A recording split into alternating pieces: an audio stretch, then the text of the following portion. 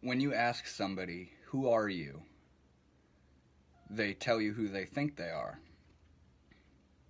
But if you ask the same person, who do you think you are? They take an offense to it because it's as if you're accusing them of being just this big act, that who they are is just this thought stream trying to come off a certain way. And that is offensive to people, to claim that who they are is just a thought form. Now, who is it that gets offended that they're being told who they are is a thought form? Who is it that gets uncomfortable with that addressal?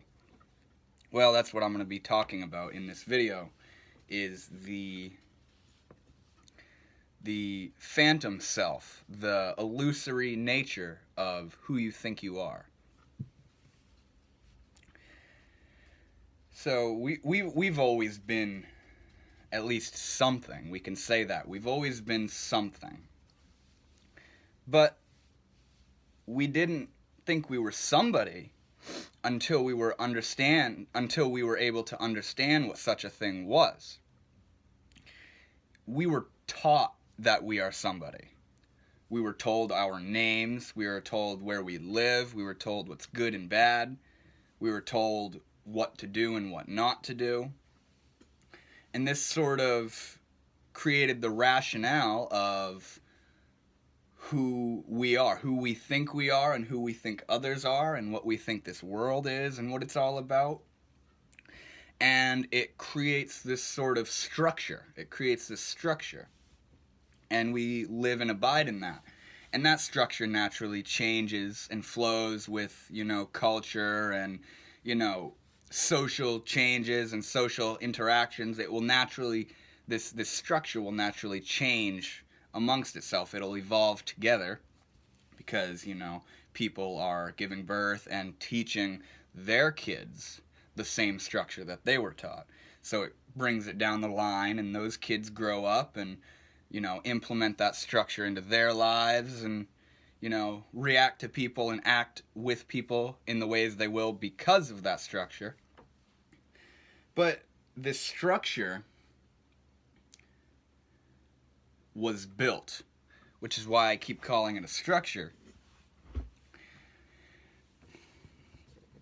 You weren't always a structure.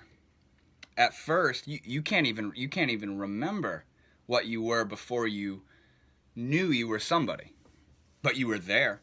Your somebodyness started 3 years, 4 years into being something. And then you started to think you're somebody in this world. But prior to that, you were here. You were doing stuff. You were acting. You were reacting. You know what I mean? But there was no sense of... There was no structure. There was no sense of who you are and who others are and what all this is about. But you are there. And you have always been there. You have always been there. But you learned something along the way. You picked something up along the way. You can hypothesize that it's forced upon you, or you can imagine that it was something that you just grabbed at because it was in your immediate proximity. But you picked something up along the way, and what that thing is that you picked up is an ego, a personality, which is made up of that structure that I was just talking about.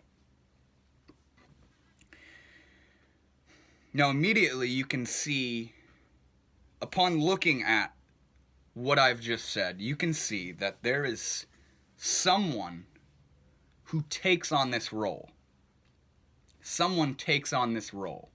And they don't like to admit that. They don't like to think about themselves in that way. Which is why you get that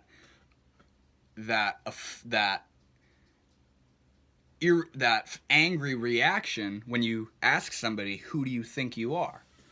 rather than who are you, you know? I mean, even that's a little, you know, touchy to some people. But roughly said, asking somebody, who are you? They're going to tell you who they think they are.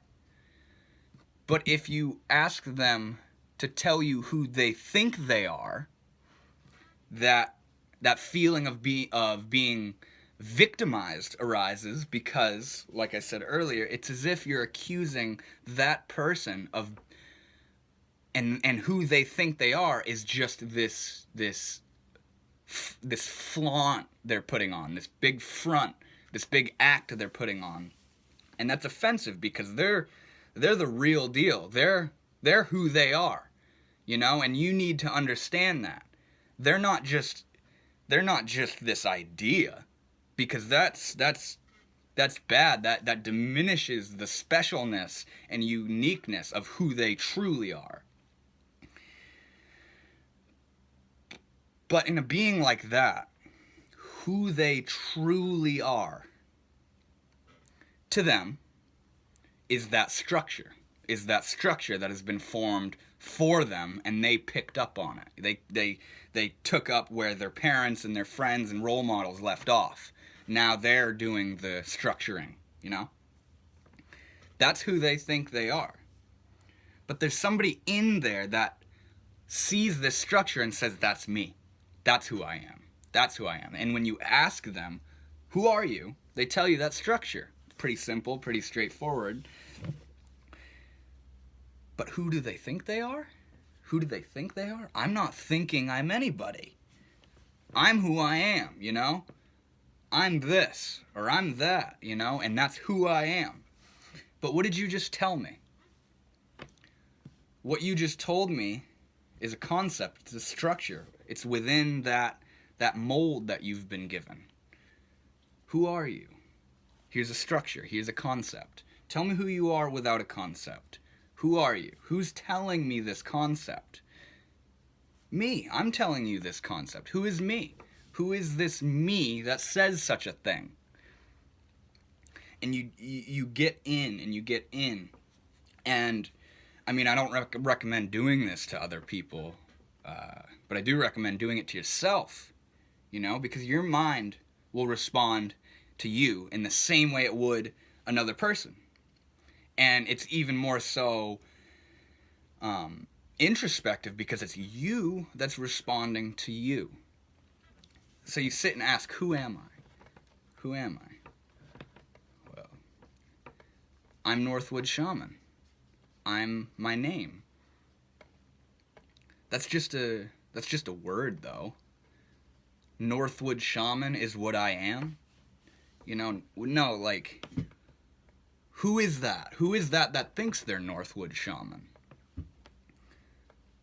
This body, this mind.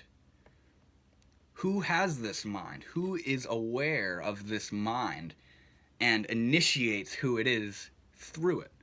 Who's doing all this self-play? Who is it that's in there choosing who they are and choosing who to say that they are? Who is that? Where is that coming from? And you find that the source of who you think you are is all within that structure. And behind that structure of who you think you are is who you are. Behind that structure of how you would define who you are is who you actually are, which is the scenery and environment around you, the chair that's sitting up against your butt right now, the thoughts racing through your mind, the sounds that are coming in, the sensations of your whole body that you are always not paying attention to. All that stuff going on in the background, you can think of it as like the canvas to a painting. On the canvas is who you are. Painted onto the canvas is who you think you are. Or looking at a screen, a TV screen. The TV screen itself is who you are. But the images that appear and change and flash on the screen, which are mere light, is who you think you are.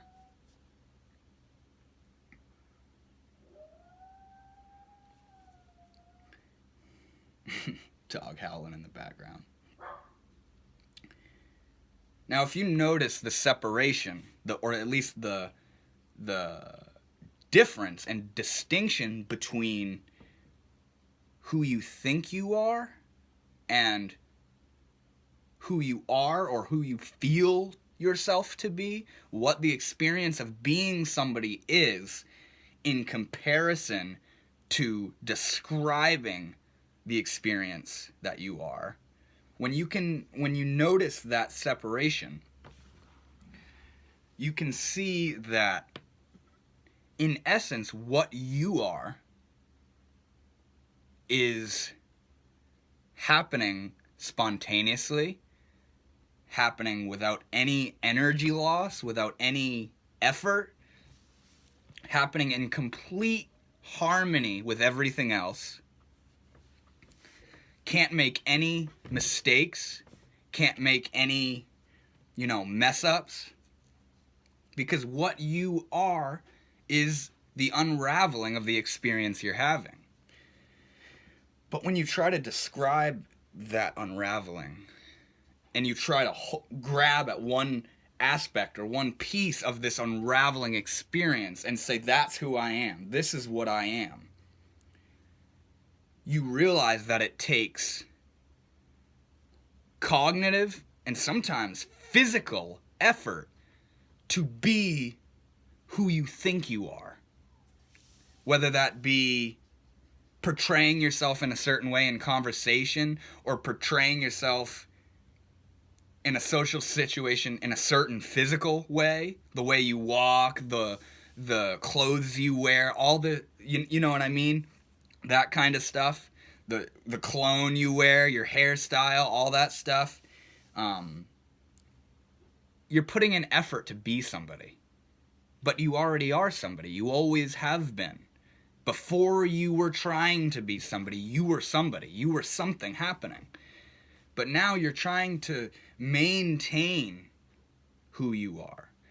But who is doing this maintaining? Who is keeping track?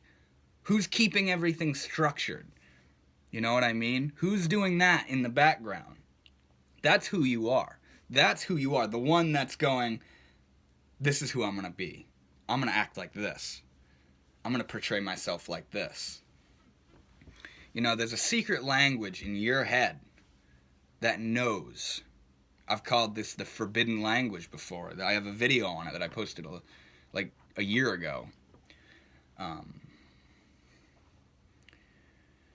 good example of the forbidden language would be something like, back in school days, I used to do it. I see a girl that's, rather attractive, or I have feelings towards, and all of a sudden, I'm Mr. Funny, or I'm Mr. Cool, or Mr. Laid Back, or, bad boy, or whatever, and in your head, you're going, better act like this, she'll probably like that, that'll probably impress her, that might make her laugh, this might make her like me, But on the outside, what you're trying to put off the vibe that that's who you are. But in here, in the scheming, in the background where nobody else can get to, and that, you're thinking it all through, going, I'm going to do this, and hopefully they think like that. And then if they say this to me, I'm going to say this, so they get this vibe from me. And there's all this organizing and planning and holding back and just tension. There's just all this stuff of trying to be the person you think you are, be the person you want to be,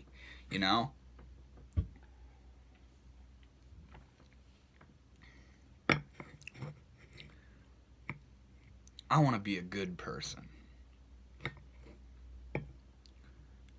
What's a good person? When you think of a good person, in your eyes, when you think of somebody that you would identify as a good person, do you think they spend their day trying to be a good person? Like just realistically, do you think they spend the time going, is this what a good person would do? Or does it not just seem innate and of them? They're just doing what they're doing, and what they do is good. What they do is awesome and compassionate and promotes growth, you know? You really think they're up in their head trying to be a good person? I mean, they could be, you never know, but being a good person, being any type of person, is an act. It's just an act. Somebody's doing this act. There's something playing out this act.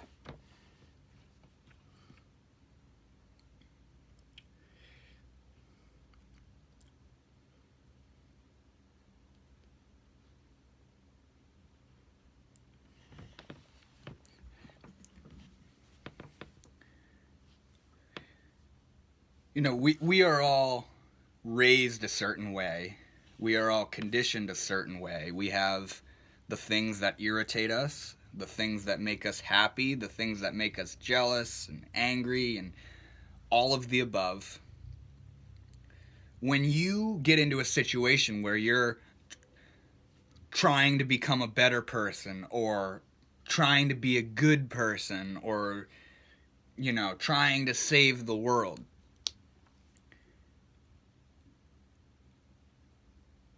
you're gonna... Oh, wait, hold on.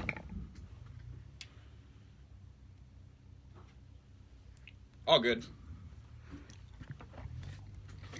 Alright, let me get back on my train of thought. Okay. So you're in a predicament where you're trying to become a better person, or trying to be a good person, or do better, or go far, be successful, you know, the whole 9 yards. No matter what you do, you're gonna be caught where you're attached. Where your attachments lie, you're gonna get caught, you know? Do you think good people have road rage? Do you think good people snap at people because they're in a bad mood? Do you think good people rip people off relationally or financially or physically in some way? You know what I mean? Because, I mean, unless you're a perfect person, you get irritated, you get jealous, you get mean, you get overreactive, you get sad, you want help, you know, all these things that are just human because they were put upon us, you know? All these things that are just there, and you're fighting against them because you're trying to be this better image, you know?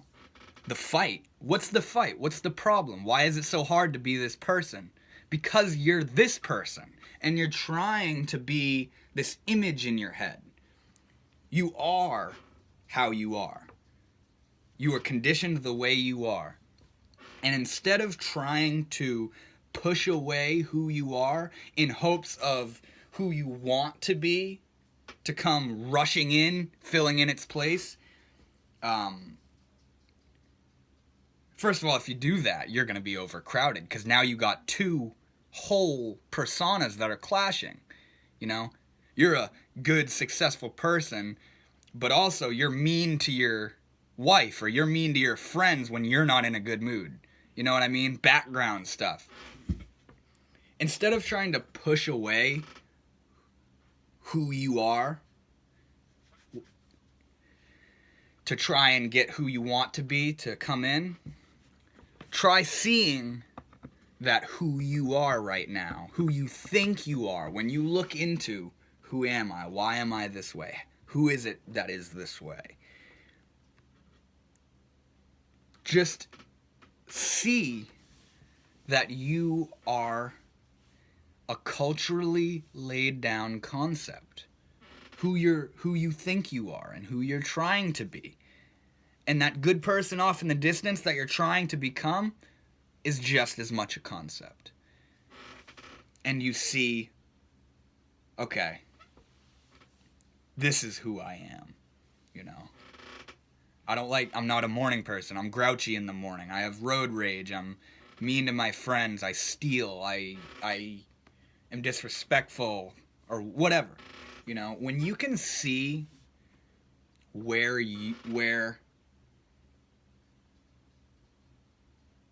ego really grabs and reacts in a way that is really trying to get the situation to go how you want it to go. When you can just see that and accept where you are as a person,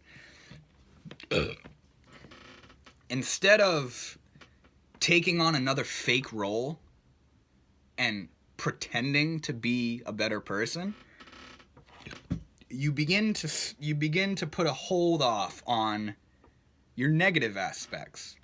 You begin to catch yourself where you're about to do something out of anger or jealousy or sadness or whatever, you know? You begin to see where you're caught. You can see where you're caught in wanting things to be a certain way, that structure. When you see that, you don't have to do anything besides stop. Don't do anything. Don't do anything. Let yourself hang. Let yourself, you know,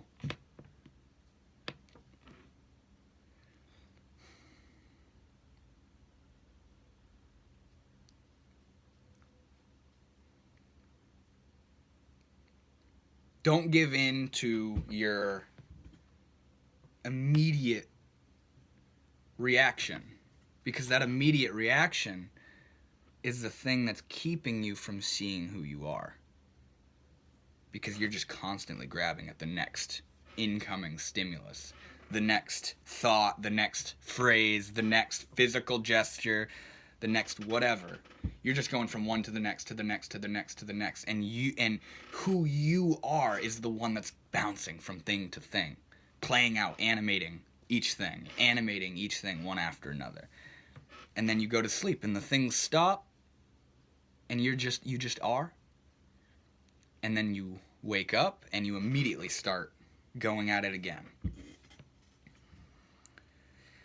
The reason people are so tired, so sad, so burnt out, so angry, so suicidal, it's because they're not giving themselves a break to be where they are and be what they are. Regardless that they are where they are, they're constantly fighting against that. Because in the moment, they want something, or they don't want what's happening, or what's happening isn't the image they have in their head of what they think should be happening.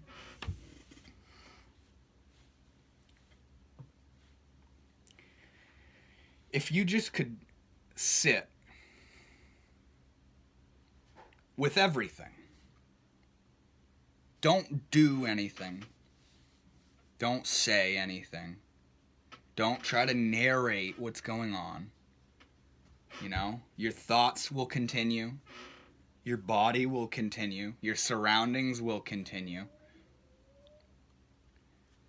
and there's a place that sees all this, that sees it all. And you can tune into that place and see where you are, what's going on, what you're thinking. You can see into the nature of your sadness or anger or jealousy. Because once again, when you sit back in that seat of seeing your own mind and seeing the unraveling of your thoughts, they tell all the answers. Your mind doesn't have any secrets, you know what I mean? It'll fess up. It'll fess up if you ask.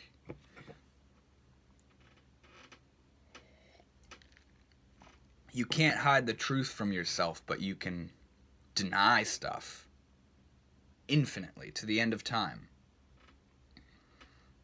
But that's what perpetuates that, you know, all those range of emotions that we don't want to be happening, but we just can't seem to get rid of, you know.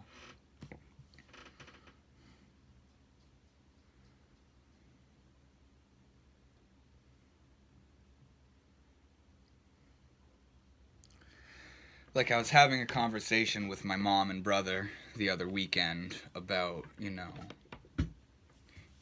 how we would individually convey teaching, how we would individually teach people if we could, you know.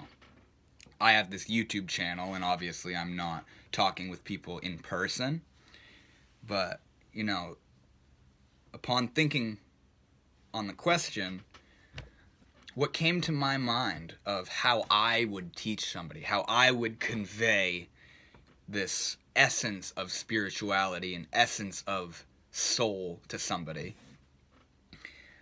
what came to my mind was sitting out in the woods with them at night by a fire, in silence, not a word being said.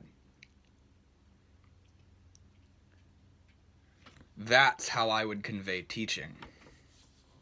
Because there's a sense of humor in that. There's a sense of almost silliness, you know? You think teaching is form. You think teaching is learning something new, putting on a new suit, taking on a new role. Just role after role after role. But sometimes the teaching is to stop taking on roles. To just be where you are. To just be what you are. And let what's happening happen. Let what stays stay. Let what goes go. And just be. Because you are. You are being. Always. So just be with that. Be that. Be what you are. Be your being. You know? Stop trying to be this image, this structure, this secondary offspring of pure divinity. Pure, just serene, compassionate existence. We separate ourselves from this experience. There is nothing that separates anything besides idea, besides concept. You know, I'm sitting in front of somebody and I ask them, what's in between you and me right now? What's in between? What separates us? Well, of course, you know, my electrical mind, my organs and blood, my skin, the air and oxygen molecules that go from the outer edges of my atomic skin to the outer edges of their atomic skin, and then their electrical impulse mind on the inside of their organs, you know. Is that really what's going on? Or is that just an idea? Is that just an idea you have? Because sitting in the same room with somebody, looking at somebody, where's the separation? Try to find the separation in reality rather than an idea. Where are you separate from this person? Where are you separate from this table and the walls and the trees and rocks and water and mountains and cosmos and stars, everything? Where's the separation? Are you one of many objects? Or is this just something, one thing happening? Is there multiple spaces? Is there multiple universes that are each outside of each other, and inside of them are other things that are inside of it? Or is it all just this massive, expansive, conjoined experience? The effortless way of looking at the world is through a non-differentiated vantage, a non-differentiated lens of seeing and being.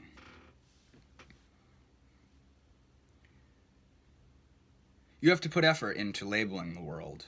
You have to put effort into acting a certain way. When you think in your head, I should do this or I should do that, effort. When you think in your head, I'm irritated right now because that person just did that, effort. Although you don't want those feelings, you are maintaining and perpetuating them by creating the structure which allows them to be a thing in the first place. That structure.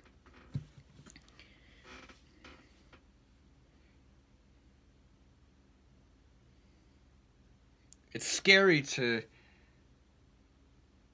at least imagine letting go of everything, because you think you'll be in this space where you don't exist and you don't matter and nothing is real, and you know. But those are just more ideas. Those are just more ideas within the structure. Because outside of the structure, the only way I could describe it to you is there is no you. There is no meaning. There is no anything, you know. But you know who you are. You know what you are. You are here. You are this.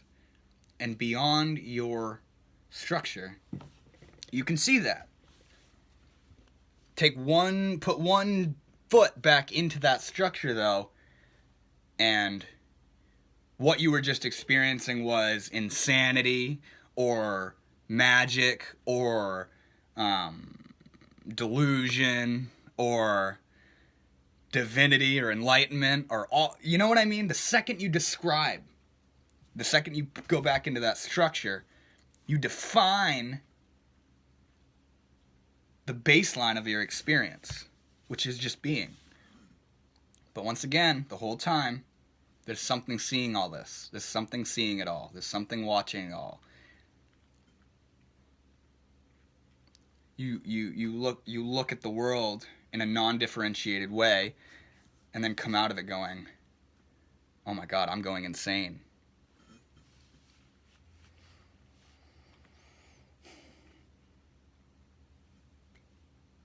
What you are doesn't go insane.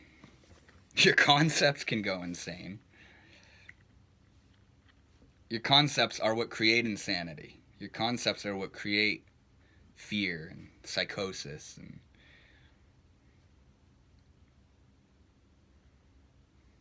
and separation.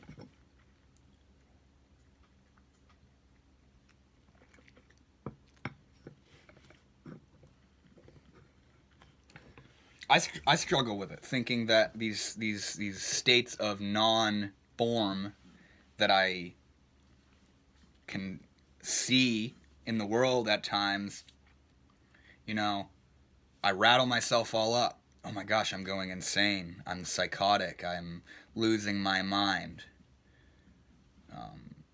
Although they do induce pretty intimidating sensations, fear, you know, panic, worry. Am I really going to believe that?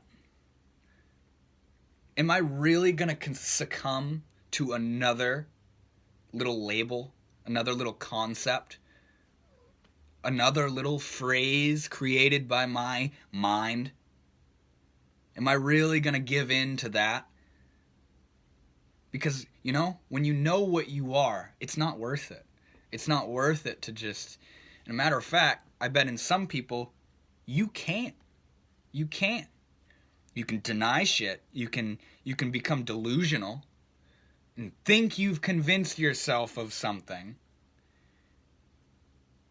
But who is it that just did that? Who is it that's being convinced? Who's still there to be convinced by something? You know what I mean? You're always there. You can't go anywhere. Your mind can tell you you're insane or you've died or you're doing something bad or something dangerous. But you're just there. You're just experiencing. And you have nothing to do and nothing to worry about. Because what you are encompasses everything. Worry. You are that worry. You are that fear. You are that happiness. Revealing yourself to you in a different form. It's all this interconnected, melted together thing that has no edges, no barriers or separations. Differences and distinctions, but no separation.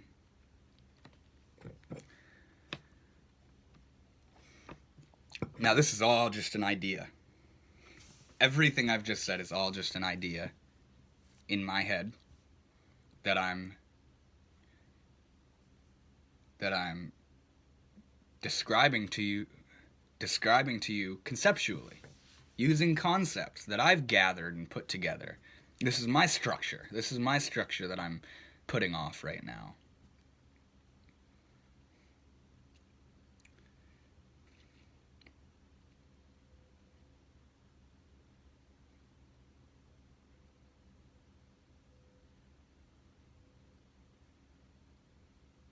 All you got to do, though, is ask, whose structure is it?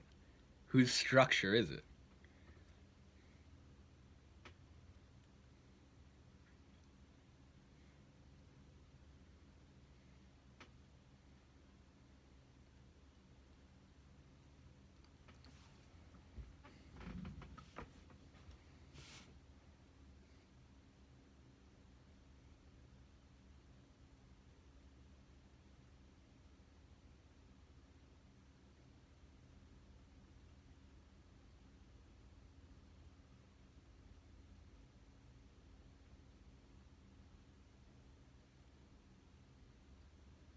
There is no innate, set in stone structure to anything.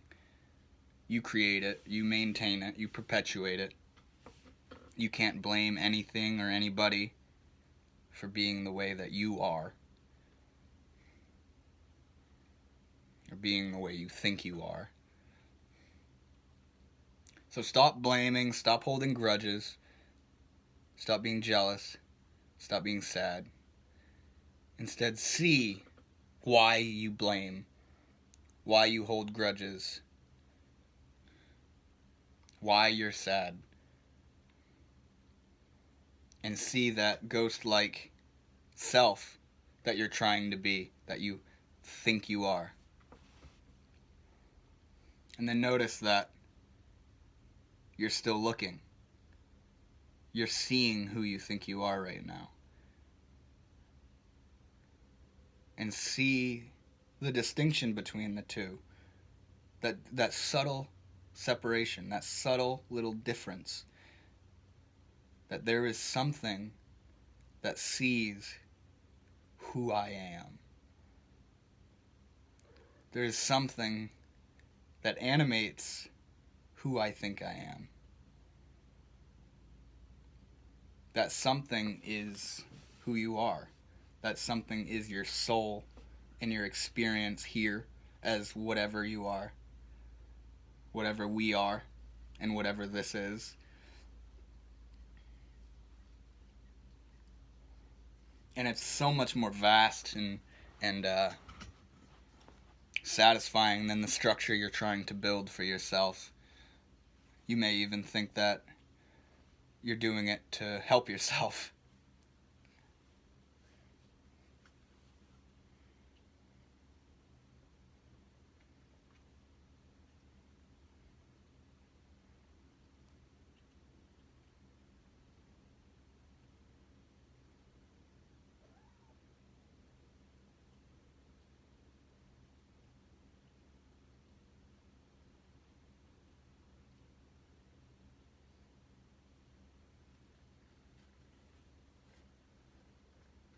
With the self, when you notice that it isn't there, it appears.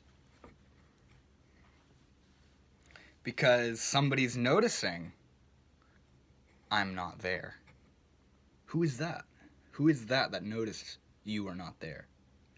That is the self. That is the ego. That is the identity. The conceptual identity.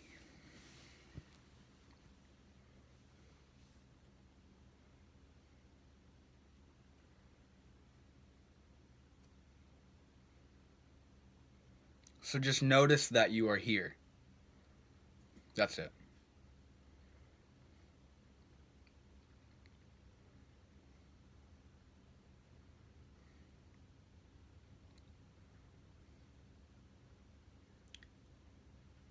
I think I'm going to call it there. Thank you all for watching very much.